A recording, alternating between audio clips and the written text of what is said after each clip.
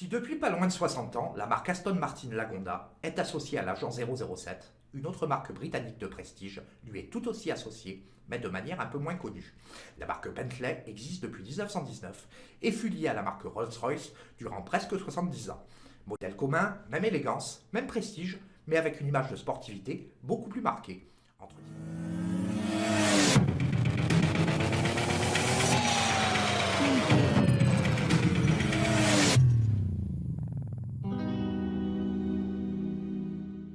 Entre 1973 et 1998, toutes les Rolls-Royce et Bentley avaient des bases communes. Bentley, c'est aussi plusieurs victoires aux 24 heures du Mans, une marque qui appartient depuis 1998 au groupe Volkswagen Audi. Bentley, dans l'univers de James Bond, c'est la marque historique, aussi bien associée à l'œuvre de Ian Fleming qu'à celle de John Garner, mais pas que. Lorsque l'on évoque Casino Royale, immédiatement le profane pensera à la version de 2006 avec Daniel Craig et l'apparition remarquée de l'Aston Martin DBS.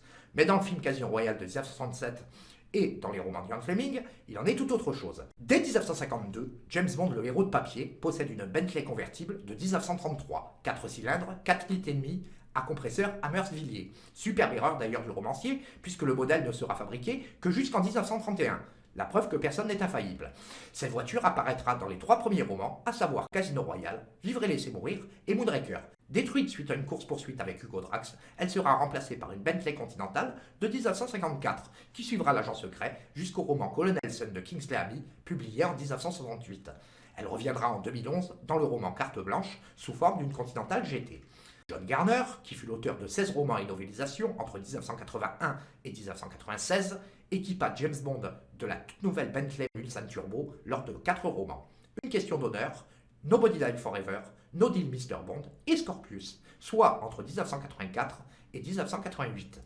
Différentes Bentley apparaissent aussi dans les films, comme une Bentley 4 litres 1 quart de 1938 à carrosserie Van den Plas dans Bon baiser de Russie, une autre Bentley 4 litres 1 quart de 1937 cette fois à carrosserie Gurney-Nutting dans Jamais plus jamais, voiture que l'on verra d'ailleurs furtivement durant un épisode de la série télé Magnum, cette fois entre les mains de l'acteur Tom Selleck. Dans le roman Silverfin, sur la jeunesse de James Bond, sa tante Charmia Bond conduit une Bentley 4 litres et demi de couleur vert racing. Et bien sûr, dans Casino Royale 67, un modèle 3 litres suralimenté de 1923 est conduite par David Niven.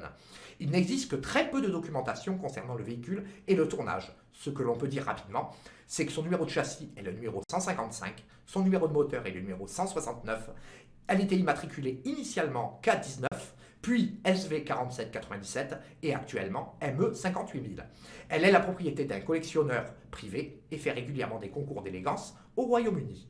En ce qui concerne le film, les séquences avec la voiture furent tournées durant l'été 1966 dans le village de Killin, dans le Perthshire, par le réalisateur de la deuxième équipe, Richard Talmadge. Les plans de coupe avec les projections frontales et latérales furent, elles, tournés au studio de Shepperton un petit peu plus tard. Il n'existe à ce jour aucune miniature licencée de la voiture du film.